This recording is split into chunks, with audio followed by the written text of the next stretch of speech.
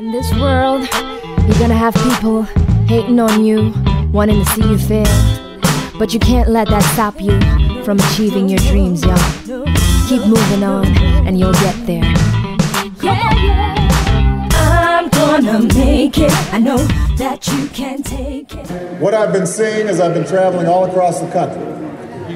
And I am reminded of a line that I actually used in my convention speech here, and that I've been talking about quite a bit because I have been on the road on a book tour along with campaigning. And I wrote a book called The Audacity of Hope. All right. The idea. And I want to make a confession to all of you here tonight. And that is that I actually stole that line from my pastor. I pilfered it. I pilfered it from Dr. Reverend Jeremiah A. Wright Jr., who's the pastor of Trinity United Church of Christ on the south side of Chicago. And y'all are welcome to come visit sometime. But about 18 years ago, when I was a young community organizer, this is before I'd gone to law school, I'd just come out of college. I was the age of some of the young people I see right here. And I had been inspired by the civil rights movement, the anti-apartheid movement, and I had decided I wanted to be a community organizer. I didn't know exactly what it meant. But I liked the idea of working at the grassroots to lift folks up. And so a group of churches on the far south side of Chicago agreed to hire me because they had been devastated by steel plants that had closed all throughout the region. Tens of thousands had lost their jobs. Not that different from what had happened in the textile mills and some of the manufacturing companies here in Massachusetts, except they hadn't yet transitioned to a new economy, and so there were tens of thousands of folks out of work, foreclosure signs on homes, commercial strips had deteriorated, crime was on the rise, young kids standing on the corners, and we tried to get folks organized and start job training programs and improve the schools. And since I was working with churches, I wasn't a regular churchgoer at the time, but I figured I should go to church once in a while. So I walk into Trinity one Sunday, and Reverend Wright is delivering this sermon titled The Audacity of Hope. Coming Sunday, okay. And his premise was very simple. His premise was that it's actually easier to be cynical.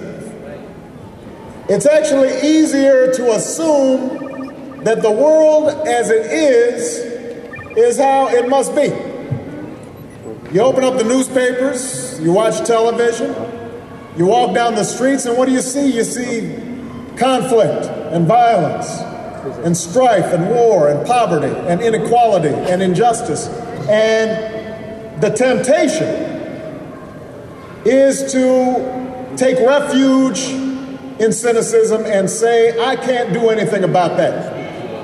And the best that I can do is withdraw into my own private garden, my own private life, pursue my own private dreams, maybe worry about my immediate family, but not really have confidence that I can do much about it. Certainly not believe that being involved in public life, being involved in government is going to make a meaningful difference. And yet, what my pastor continued to say then is what requires boldness, what takes risk, what is audacious, is to hope. To believe that despite the hardships and the difficulties and the frustrations and the temptations, that somehow we can use our imaginations and our will to create a world that is a little bit better, a little more fair, a little more just, a little more equal than the one that we inherited.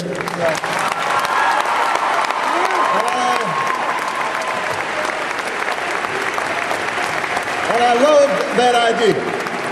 I love that idea in my own life because it didn't call for you to ignore the problems that we had. In fact, it insists that you look at them squarely. It insists that we look and say, if we're spending more money on health care than any nation on earth, why can't we come together and form a plan that provides all our people decent, basic, affordable health care? Why can't we do that?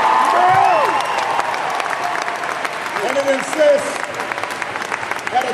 when we know that we've got to compete like never before, that globalization is here to stay, and we're going to have to make sure that our children have the tools they need to compete, not just with folks in California or Florida, but folks in Beijing and Bangalore. Because we know that, why wouldn't we make sure that every child is able to get the kind of math instruction they need, the science instruction they need, and that we redesign our schools to meet the needs of the 21st century, and we pay our teachers more because they're going to be more accountable, and we make sure that we've got the best education system in the world. Why wouldn't we do that?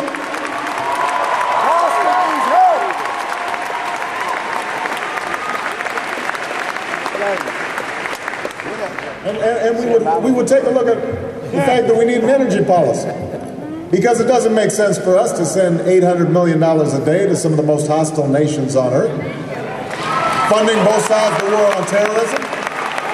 And by the way, I know there are a couple of holdouts in the White House, but the other 10,000 scientists in the world have decided this climate change thing might be something we want to think about.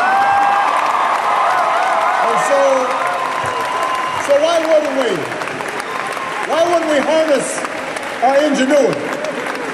Why wouldn't we harness our can-do spirit and make sure at the state level and at the federal level that we're doing everything we can to capture the power of the sun and the wind and the crops?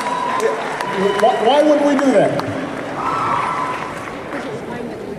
And here's the nice thing: as I'm traveling around the country, I'm not the only one who's asking that. Because it turns out that the American people are asking the same question. Why not? Why won't we do things like that? Why can't we believe? Why can't we hope? Why can't we dream? Why can't we get past the division? Why can't we go beyond the negative ads? Why can't we insist on common sense and practicality and reason and hope? Why not? This time you realize persistence isn't me. Gonna be all I can be, like those who paved the way, make it happen today.